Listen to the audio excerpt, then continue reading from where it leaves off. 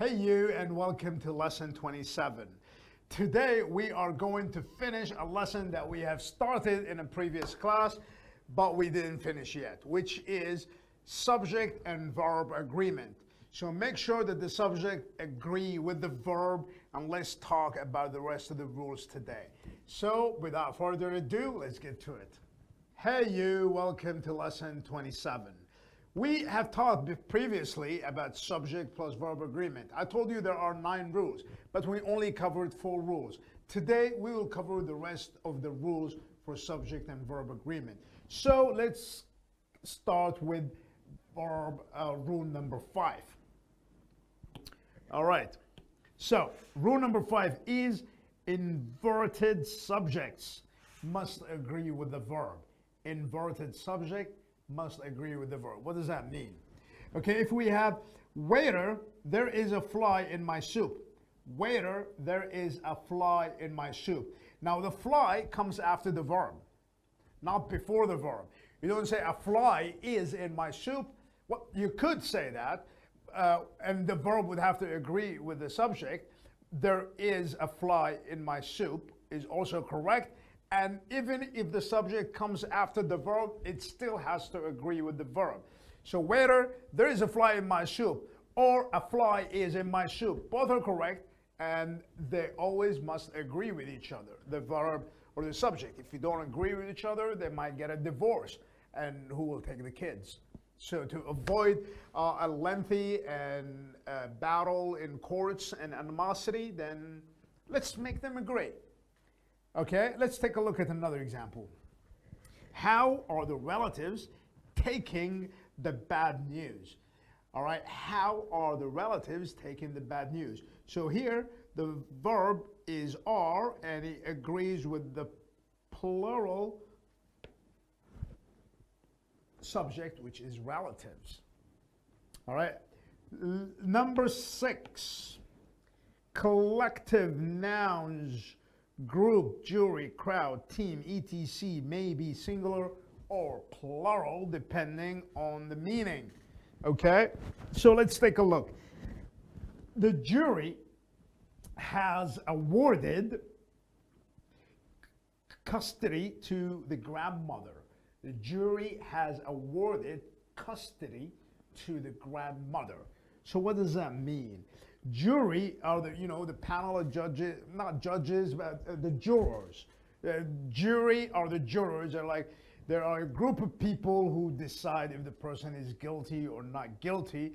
When you have a trial in court, there is a group of people, we call them jury, and each person of them is a juror.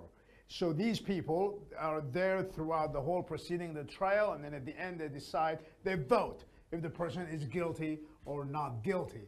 So the jury as a unit, we use the singular form with it because it's one jury. All right, so jury is single, therefore we use the verb, we make the verb agree with the single jury, and we use is. So, or has in this case. The jury, whoops, wrong tool. The jury has awarded custody to the grandmother. Custody, it means, if the verb and the subject don't agree together, they might get a divorce, and then the kids will be in the middle. So who gets the kid? So normally, if the parents are fighting over the kids, what they do is they go to court, and then when they go to court, they do a custody hearing and at the court, and then the judge hears, and then the judge checks out the background of the father and the mother and see who's more suitable for the kids to grow up with. Okay, so then there is a fight with the parents about who's going to get the kids, and then finally the jury decides who gets the kids. Right? That's why don't make them disagree, and just make the verb and the subject agree, and we'll all live happily ever after. Next rule. Oh, okay, hold on. We have another example. The jury members have been arguing for 5 days. The jury members. See, here we're not talking about the jury as one unit, but we're talking about all the individual members of the jury. So here the verb will agree with the plural verb, with the plural subject, which is the jury members. All right, let's take a look at example number 7. Not example, sorry, rule. Titles of single entities, books, organization, countries are always singular. Okay, titles of single entities are always singular. Let's take a look. The Grapes of Wrath takes a long time to read. So this is a title of a book. It's always singular. Okay, so Game of Thrones, Thrones is singular, but Game of Thrones is a title. I mean, Thrones is plural as a noun. It's a plural noun because it's singular is throne, and thrones is the plural form of throne. But if you say Game of Thrones is a good show or is a good book, right? Because we're talking about the title. But if you're talking about all the Game of Thrones series, then there are books. Game of Thrones are really fun to read. Game of Thrones, the books are really fun to read, right? So the Grapes of Wrath takes a long time to read. This is a title, so is treated as a singular form. This also applies to companies, organizations, countries. So the United States is a beautiful place to live. The United States is a beautiful place to live, not are, okay? Because it's a country, so countries always take a singular form. Okay, let's move on. Let's take a look at wrong tool. Let's take a look at plural form subjects. Plural form the subject. If the subjects are plural, plural form subjects with singular meaning takes a singular verb. Okay? What does that mean? News, measles, mumps, physics. Those are all treated as singular. Okay? First of all, news is just a word that happened to end with an S. So it's singular, right? Plural form subjects with a singular meaning. So news, measles is just a disease. Mumps, physics, those are all singular. Mumps is a contagious disease. Singular, singular. Okay, let's take a look at the second part of rule number 8. Second part of rule number 8 is, whoops, hold on one second, let me get the right tool. Plural form subjects with singular or plural meanings take a singular or plural verb, right? So we have some subjects come in a plural form, but they have a singular meaning and a plural meaning. Depending on the meaning, we treat them. Like, for example, economics or politics. They could be used in a plural form, or they can be used in a singular form. So let's take a look at the first example. Politics is an interesting subject. Politics is an interesting subject. So we're talking about politics as one entity, as one subject. So we use the verb is.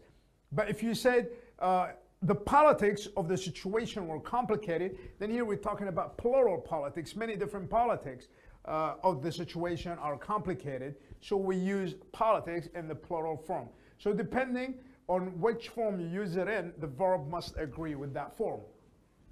All right, let's take a look at the third part of rule number 8. Plural form subjects with a plural meaning take a plural verb.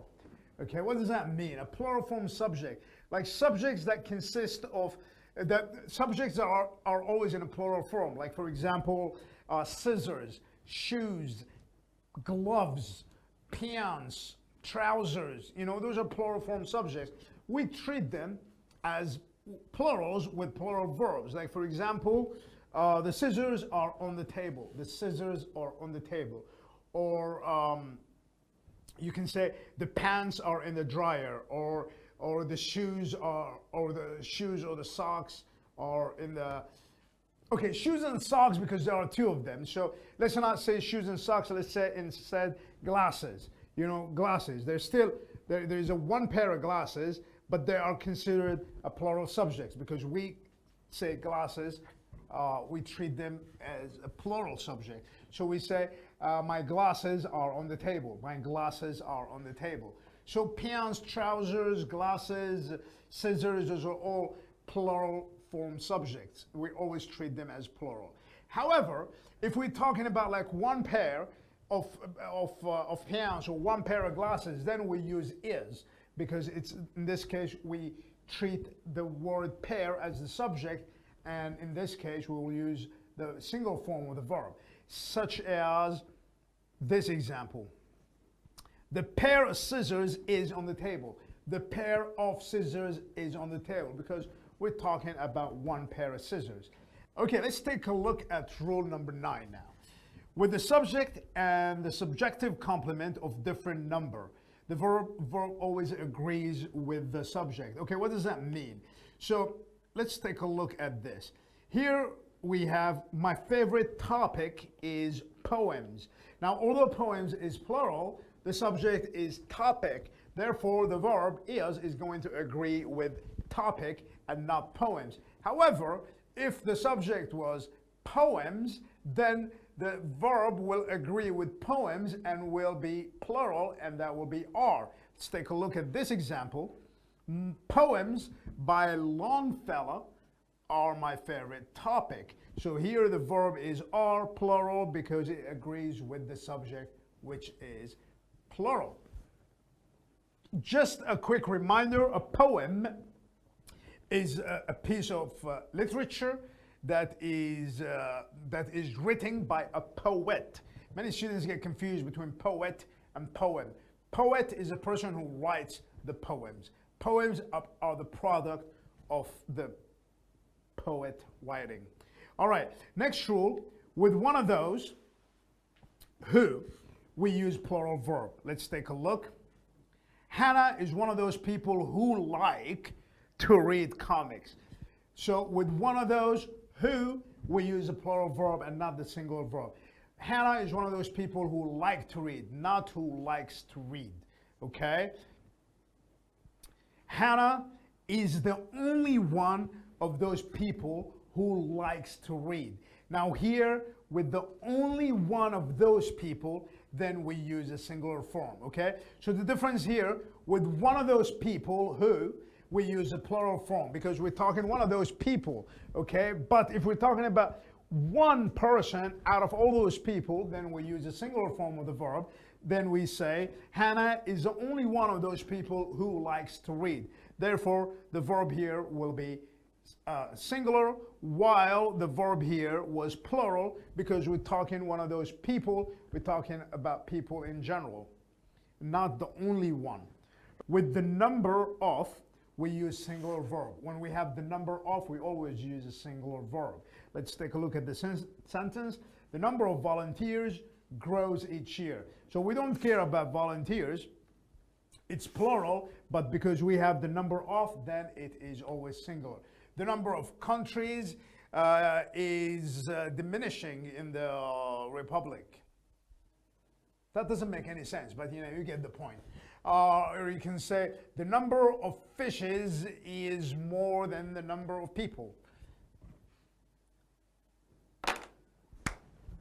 Fishes is uncountable. There's no fishes. There's just fish. All right. Fuck. Okay, let's take a look at the next rule, and that is with the number of. Now, with the number of, we always use a single form of the verb. Okay, when we have the number of, it doesn't matter if the subject that follows plural or single, we always use a single form of the verb. So the number of people is increasing, the number of countries is decreasing, the number of whatever is, it's always is with the number of, okay?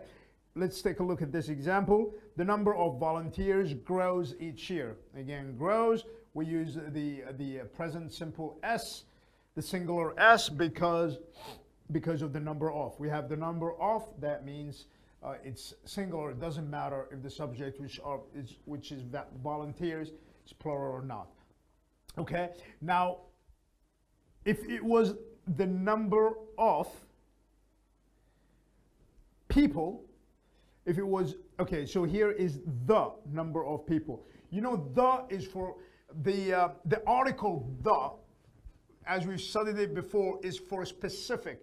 The article the is called the definite article because it's used for specific nouns.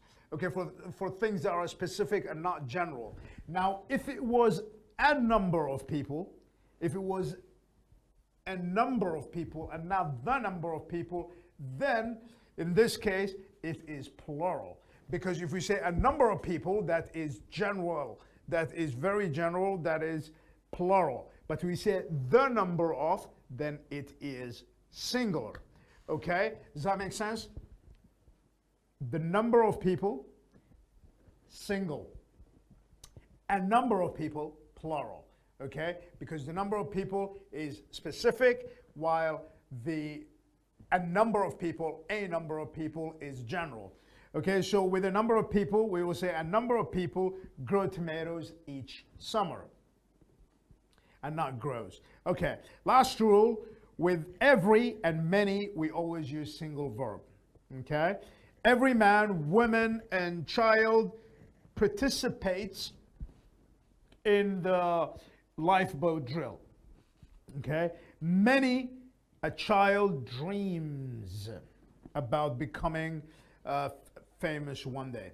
Okay? So with every, many, we use with every and many are. But if there is no many are, just many, no, we use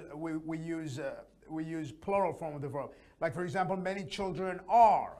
Okay, many children are, but many are. This is used in very formal writing, like many a child, or expressional English, or old English. Many a child, many a dream, many.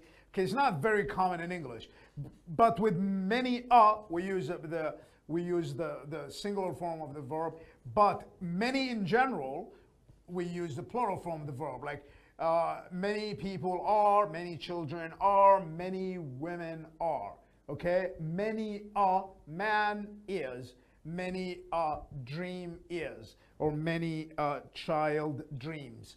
Okay, so keep that in mind. Many is singular. But many is not singular.